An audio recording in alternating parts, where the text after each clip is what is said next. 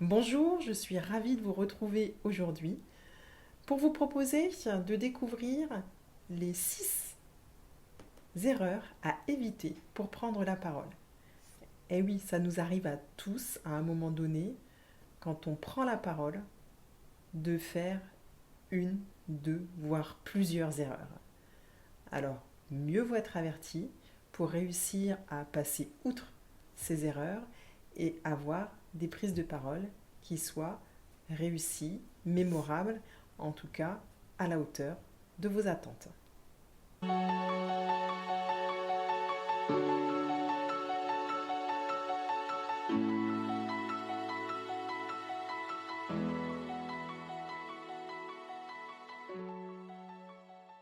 Je suis convaincue qu'il vous est arrivé un jour, à vous comme à moi, de vous retrouver face à une personne qui s'exprimait de manière étonnante, une personne qui cumulait tout un tas d'erreurs dans sa prise de parole, que ce soit lors d'une conférence, que ce soit lors d'une réunion, que ce soit lors d'un rendez-vous. Cette personne avait tellement d'erreurs à son actif qu'il vous était difficile de rester concentré sur son discours. Parce que justement, quand nous commettons des erreurs lors de nos prises de parole, nous finalement nous enlevons la qualité du message que nous souhaitons faire passer. D'où l'importance d'éviter les 6 erreurs dont je vais vous parler dès maintenant. La première erreur dont je souhaite vous parler aujourd'hui est d'éviter le regard fuyant. Et oui, quand on prend la parole, il est important de regarder son interlocuteur. Le regard permet aussi de passer des messages. Que ce soit une prise de parole avec de nombreuses personnes, que ce soit une prise de parole en réunion ou en entretien, il est important de regarder dans les yeux la personne ou les personnes avec qui vous souhaitez passer un message. Regarder montre clairement dans les yeux, montre que vous avez confiance en vous, que vous êtes à l'aise avec le message que vous avez envie de faire passer, même si vous avez un peu de stress. En même temps, je vous l'ai dit sur une autre vidéo, quand vous êtes connecté à votre intention, à votre pourquoi, à votre objectif, il est beaucoup plus facile d'avoir cette assurance pour regarder son interlocuteur. Donc vraiment, évitez le regard fuyant, le regard qui part dans tous les sens. Où là, vous parlez, vous imaginez si je faisais là, moi, ma vidéo comme ça, et que je vous parle et que je passe un message sans même regarder à un moment donné la caméra. Vous imaginez bien, c'est impossible. Et vous l'avez vu, là, c'est inconfortable. Et mon message passe difficilement. Ça, c'est la première erreur. La deuxième erreur à éviter, ce sont les gestes parasites. Évitez les gestes parasites. Mais que sont les gestes parasites? Les gestes parasites sont tous les gestes où on va se gratter l'oreille de manière un peu nerveuse, se frotter le bras, jouer avec ses bagues. Bon, messieurs, ils n'ont pas forcément de bagues, quoi qu'il peut y avoir l'alliance. Tapoter sur la table, avoir les mains qui se frottent sur les cuisses. Tous ces gestes qui vont venir distraire votre interlocuteur sont à éviter. Quand vous vous adressez à quelqu'un, que ce soit une ou plusieurs personnes, là encore, si vous commencez à avoir des gestes un peu intempestifs, ils risquent en tout cas d'être interprétés. Signe de nervosité, signe d'impatience, signe de stress, d'angoisse, et j'en passe, et j'en passe, et j'en passe. On peut même se demander si vous n'avez pas un problème d'eczéma, un problème d'allergie, tout peut y passer. Donc soyez vigilants à bien respirer, se centrer, ça je vous l'ai déjà expliqué dans certaines vidéos, moi je reviendrai sur des techniques bien spécifiques pour en parler dans d'autres vidéos. Et vraiment, lâchez tous ces gestes et si vous sentez qu'à un moment donné, même vous jouez avec votre stylo, tenez-le fermement pour éviter d'avoir envie de jouer avec. Ça peut être une technique. Si vous sentez que vous avez envie de vous gratter, posez-vous la main, posez la main sur vous par exemple, plutôt que de vous agiter. tous ces gestes, ces mouvements justement, vous gesticulez peut-être de manière fine, mais ça démontre une certaine agitation mentale, tout simplement. Donc ça montre que vous sentez en insécurité et que vous avez besoin de vous recentrer, de vous poser pour réussir à passer un message clair et précis. Ça, c'est la deuxième erreur à éviter. La troisième erreur à éviter, c'est le stress. Facile à dire, plus difficile à faire, allez-vous me dire. En même temps, si vous utilisez ce que je vous ai expliqué dans d'autres vidéos, comme entre autres la préparation, de préparer ces prises de parole, votre niveau de stress va fortement diminuer. Utilisez aussi votre respiration.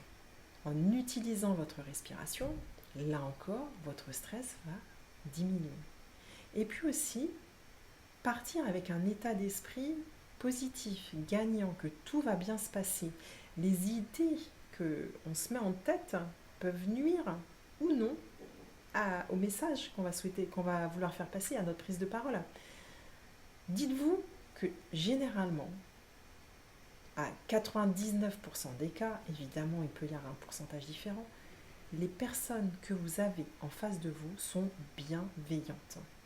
Si elles ont pris le temps d'être présentes pour vous écouter, c'est qu'elles ont envie de vous écouter. Ça veut dire qu'elles ont un intérêt à être là en face de vous. Donc, pourquoi stresser? Si vous êtes là, c'est que c'est votre place. Donc, prenez votre place, respirez et lancez-vous. Ça, c'était la troisième erreur, donc à éviter. La quatrième erreur à éviter, pour moi, serait de faire des phrases trop longues.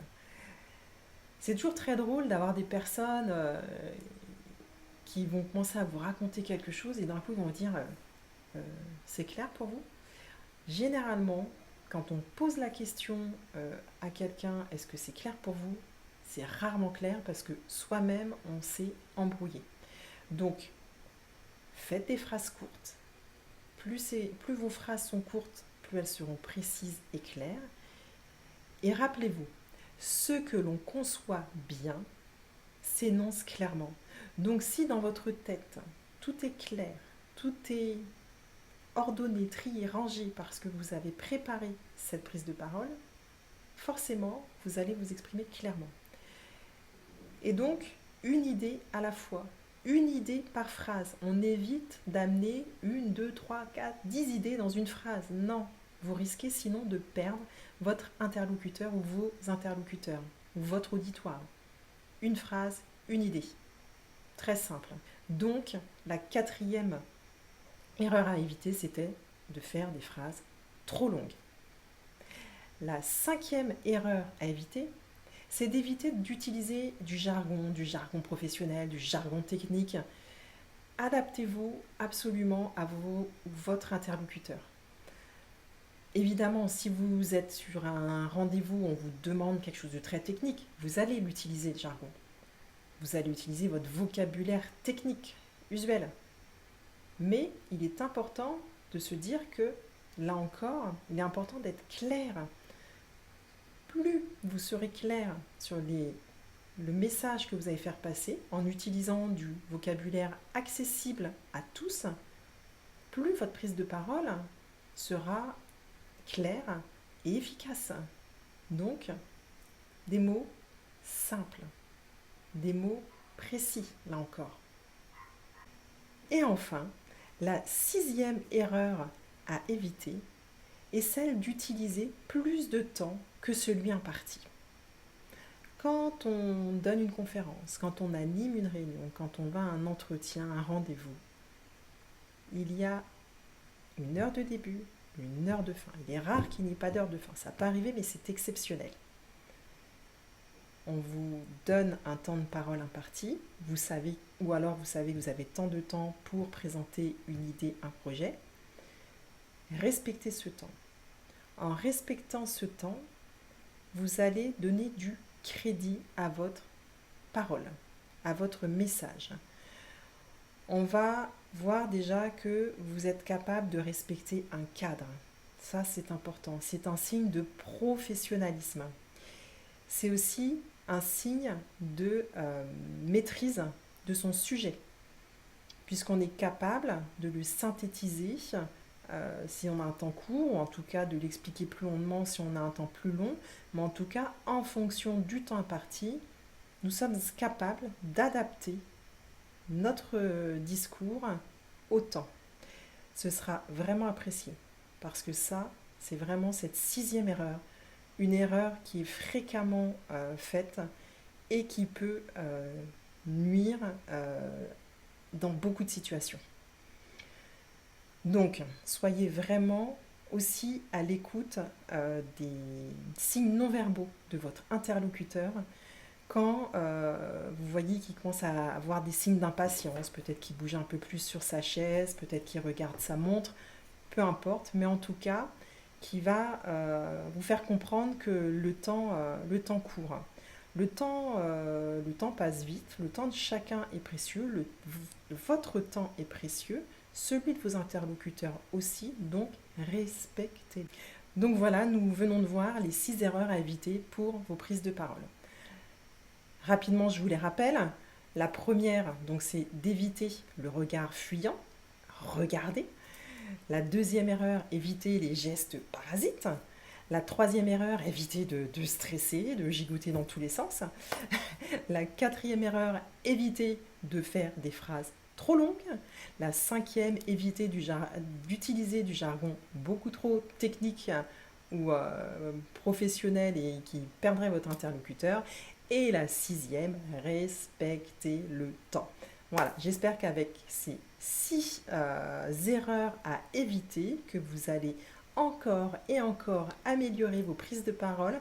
Faites-moi des retours, je serais vraiment ravie de savoir si tous ces conseils que je partage avec vous vous servent et si vous les mettez en application, si vous êtes attentif aussi, par exemple ici, de savoir si vous avez commis les erreurs récemment, c'est une de ces erreurs ou plusieurs, ou si vous les avez observées chez d'autres personnes et me dire ce que ça vous fait quand vous y êtes aussi vous confronté à ces erreurs-là. Bon, voilà, vous pouvez en tout cas partager avec moi en commentaire, j'en serais très ravie.